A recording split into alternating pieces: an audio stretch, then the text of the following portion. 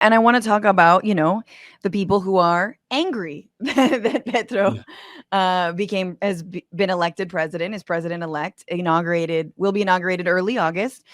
Um, and and that's sort of some of the, the industries that he's maybe not taking aim at, but saying that we need to sort of put the brakes on. So he's even said things like no new oil and gas expansion, which, Mhm. you know, as someone who's seen a lot of, sort of left-leaning presidents come into power in Latin America and being like, okay, but 50% of the economy, or or exports of Colombia are oil. What is this bind? So how real is the move away from extractive capitalism in Colombia, and how much pressure is he going to be under to not move away, and what could you move toward, like, sort of, what is that, like, balancing act here, especially when it comes to oil and natural resources and his desire for environmental justice? I think the intention that he's got is real. He is someone who is partly obsessed with this. He did a master's in Europe when he was exiled, on climate change and so forth, and he really cares about it. And I think that he's going to do as much as possible. The thing is that that possible is really low because, as you Yeah. say, the biggest income for the state here and for the country in general is oil production. And Colombia is not one of the biggest generators of gas as the US is, so it's weird that Colombia cuts their production of oil when other countries are generating more um, gas. So it's a tricky one that I think, and he doesn't get a very solvent sort of state right now. There's a huge deficit. There's a huge debt. So it's not that he's rich and he's going to be able to just stop exploration and so forth. So we're going to have to see how does it go. He says that his government is the first government of several ones that are going to give transition to this country. So his Mm. project, even though that he's only going to be in power, at least that's what we know, uh, according to the constitution, only 4 years. His project is longer, and needs to be longer because it's really deep rooted. It's a very ambitious project to Yeah. change a whole industry, to change a whole economy that's been in place for hundreds of years. Well, it's not going to be easy. So we're gonna see how doable it is. What's interesting is that in the rest of the region, there's going to be sort of consensus for that because, as we were saying before, most countries right now are governed by leftist and progressive politicians. So there's going to be consensus into tackling this and trying to give countries like the US and the European Union, a message to say, look, we are threatened here, and this is the Amazon, Yeah. and this is important to address, and we need to change it. We'll see how it goes. It's interesting. And he said as much recently, I believe, said something like, the United States needs to play a role and come to the table and understand, effectively, that they're the largest emitters of carbon in the hemisphere and in the world. And so it can't all be on Colombia to, like, stop, and I think that it doesn't feel like a so we're not going to stop. It feels like, so what do we do? And I've always argued, and I think a lot of global South countries have also argued, of course, and I've looked at what they've said, which is, you need to pay these countries, you need to pay us to not and extract and develop, because, and help us, with the tools to reorganize the economy, maybe on renewable energies, maybe on other things, on, and of course, being the backyard of the United States, then being the backyard of all these neoliberal free trade agreements, which is just like export, export, monoculture, monocrop, like, that's not like a lot of countries like Colombia have a wide variety.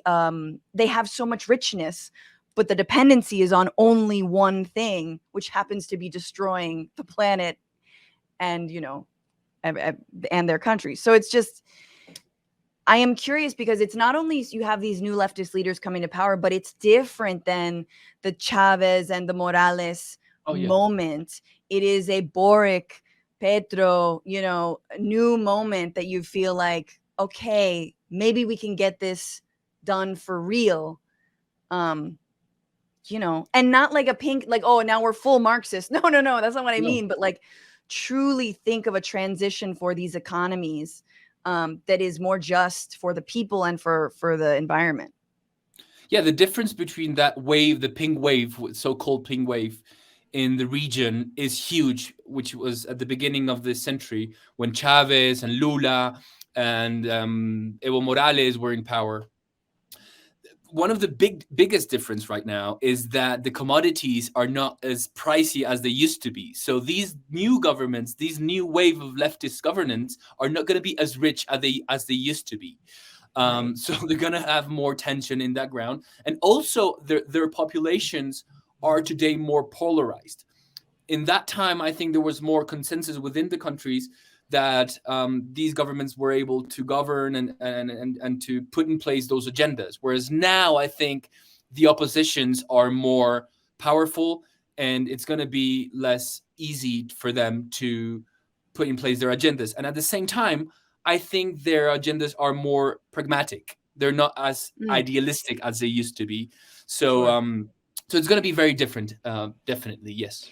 But it's also the same thing of like, you know, the a just economy, an economy that works for the environment and the people, is not a left or right issue. This is doesn't have to be, and I think that's sort of making sense to people. You don't need like a leftist ideology. You don't need to talk about 21st century socialism as much as I might like it, you know, but you don't even need to do that to convince the majority of people that this is the way forward. In fact, it might be more helpful to not lead with ideology, but lead with ideas, you know, really lead with like these basic needs, because the evidence bears it out. I'm sorry, the evidence bears it out that this is the best way forward. Anyway, that's just my thoughts. I wanted to ask you, okay, so before I ask you about the right in Colombia, but 4 years only for Gustavo Petro, does that mean he tees up Francia Márquez to succeed him? What happens there? Or the party sort of reconvenes and it's not really about the vice president?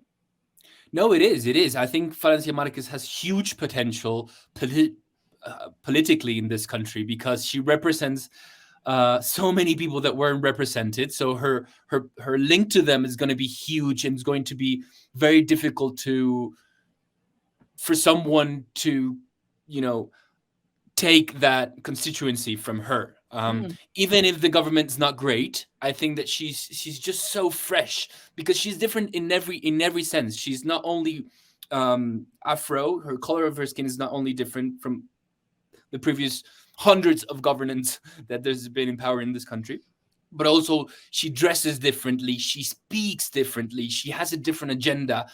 Everything is so fresh from her that the possibility that she's Petro's successor is huge. The problem is that Petro has a personality that he showed during the mayorship of Bogota. I don't know if that's the word. And he's very contentious, he's very polemic, and people, he generates lots of a very strong opposition from all branches of the political spectrum. So if his presidency is as contentious and as chaotic as was the Bogota mayor, I don't know if they have a future, at least in the next term. So that is one of the questions, and one of the worries of many people was that I'm not going to vote for Petro because I don't want to elect a hardline right as the next president, like a Bolsonaro or something like that.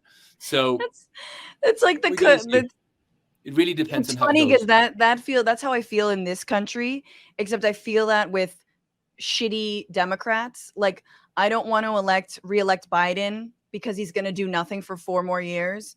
And then we're definitely going to have Trump again, or we're definitely going to have someone awful. Because at least you guys might get something done. Petro might get something done, even if he will piss people off. It's like, I don't know. Coming from the United States, I'm like, it's better to piss people off and get something done so you can actually excite people rather than doing very, very little and exciting no one. And you're always there's gonna a huge. I piss mean, people as I off. was saying before, this country is trying to grow up as a democracy. So even if they don't achieve anything, the debate about those things, it's quite important, and it's also Yeah. a development for a country. Growing up as a democracy in terms of the political culture of citizens is important, and I think that Petro's election is going to contribute in a sense for that.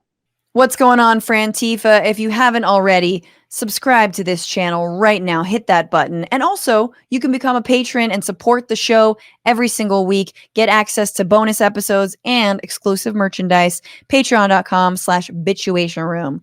Do